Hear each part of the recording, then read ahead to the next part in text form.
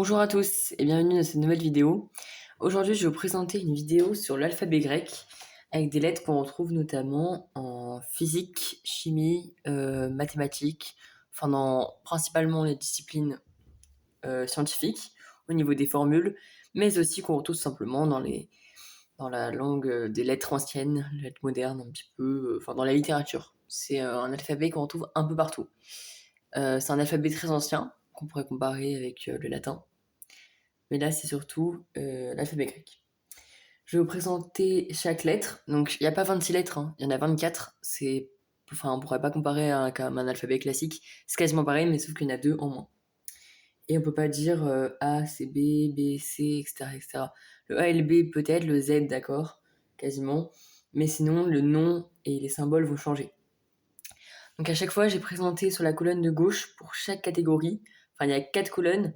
Et dans chaque sous-colonne, j'ai présenté les lettres en majuscule et en minuscule. Donc ici, première catégorie, vous avez ici les lettres en majuscule, ici et ici en minuscule, donc à droite. Deuxième catégorie, à gauche, les lettres en majuscule, à droite, les lettres en minuscule, enfin l'équivalence en minuscule, hein, évidemment. Troisième catégorie, à chaque fois, à gauche, les lettres en majuscule, à droite, les lettres, on pourrait dire symboles, signes, en minuscule. Et dernière colonne, les lettres en majuscule, évidemment, toujours dans la sous-colonne de gauche, et les lettres en minuscule sous la sous-colonne de droite. Donc il y a le symbole A, alpha, A majuscule et A minuscule, B, bêta. Ensuite c'est pas C mais c'est gamma, donc avec la forme des Y. Donc le symbole gamma en tout cas en minuscule est assez utilisé en physique. Au niveau, enfin c'est le symbole en physique qu'on peut employer, qui peut être utilisé. Delta, donc ça c'est delta, donc ça pourrait correspondre au D. Donc surtout la majuscule, ce triangle un petit peu foncé sur les deux côtés, le côté droit et central du bas, on le retrouve pour remplacer une inconnue en maths généralement, mais aussi en physique. Donc ça remplace un petit peu l'équation x, y. Et donc par rapport au delta, il est utilisé par exemple ça peut être calculé un taux d'accroissement ou le coefficient directeur d'une droite, par exemple. Donc par exemple, ce sera la formule, c'est donc la formule c'est voilà, la formule c'est y2 moins y1 sur x2 moins x1. Enfin, de base c'est f, donc f de x2 moins f de x1 sur x2 moins x1, qui est égal à y2 moins y1 sur x2 moins x1, qui est égal à tout simplement delta x. Au lieu de dire x2 moins x, enfin au lieu de dire y2 moins y1, on dit delta y sur delta x. Voilà, c'est ça. C'est au lieu de dire voilà x, enfin f de x2 moins f de x1 sur x2 moins x1, ou bien y2 moins y1 sur x2 moins x1, on va directement dire delta y sur delta x. y2 moins y1 ou f de x2 moins f de x1, on va le remplacer par delta, le delta, et y, parce qu'on cherche y. Et pour x, ça va être, au lieu de dire x2 moins x1, on va dire delta x. Ça peut être ça.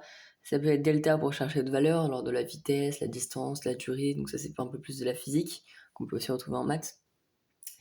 Ensuite, il y a epsilon. Donc ça, c'est connu, le E de epsilon, qui est également utilisé en mathématiques. Ensuite, il y a, donc ça c'est epsilon, zeta, avec le Z. Ensuite, on a eta, avec le H. Puis θ, avec le O, donc c'est également un symbole scientifique. Donc, il va dire si et seulement aussi. Donc, ça veut dire si et seulement aussi. Iota, I. Kappa, donc un peu comme la marque, petite anecdote. Ensuite, on a lambda, donc ça c'est utilisé en physique, par exemple, pour les spectres lumineux. Donc, quelle est entre guillemets, la puissance du spectre, enfin son intensité lumineuse, on va dire. Et donc, l'unité de l'intensité lumineuse, donc de la lumière en fonction si c'est plutôt, entre guillemets, une couleur chaude ou froide. Donc si on est plus vers l'ultraviolet ou l'infrarouge. Donc ici les couleurs chaudes ou froides sont inversées, c'est pas comme les couleurs chaudes, rouge, orange, jaune en un plastique ou couleur froide, bleu, vert, violet. Ici c'est l'inverse, donc les couleurs chaudes ça va être tout ce qui va être bleu, violet, ça va être ultraviolet quoi, vers l'ultraviolet. Par exemple quand les rayons ultraviolets du soleil, un soleil c'est chaud, pourtant c'est des rayons ultraviolets. Et les rayons infrarouges au contraire c'est froid. tout ce qui est rouge, orange, jaune. On a ensuite mou, donc le M. Ensuite, on a nous, le N. Xi, avec le symbole comme ça. Omicron, pareil, qui est déjà en physique. Pi, donc ça c'est en mathématiques, hein, pi pour la surface, le périmètre, le volume d'un cercle. À chaque fois, hein. Donc 4 pi r, 4 fois pi fois r pour le périmètre du cercle. 4 pi r au carré, donc la surface au carré, donc ça c'est pour la surface. Enfin le rayon au carré pour la surface. Ou 4 tiers de pi fois r au cube pour le volume. Mais à chaque fois, on a pi qui est une valeur approximative, c'est pas exact, c'est pour ça qu'on en prend un symbole. Ça équivaut approximativement à 1,14, etc. Mais on dit pi parce que c'est pas une valeur exacte. On a ensuite ρ, donc là c'est un P un peu tourné. Donc pour la masse volumique, ρ est égal à m sur v, donc ρ, la masse volumique est égale à la masse divisée par le volume, donc ça c'est en physique. Ensuite on a sigma, le symbole de la somme, donc pas sigma boy, hein, mais sigma, le symbole de la somme.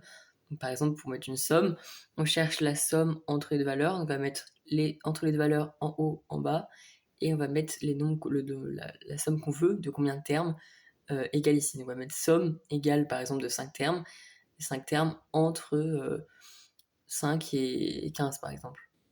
5 et 10 par exemple, les 5 termes.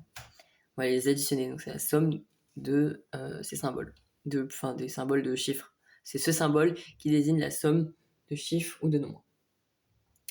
Ensuite, on a tau, avec le T, hein, à chaque fois ça ressemble.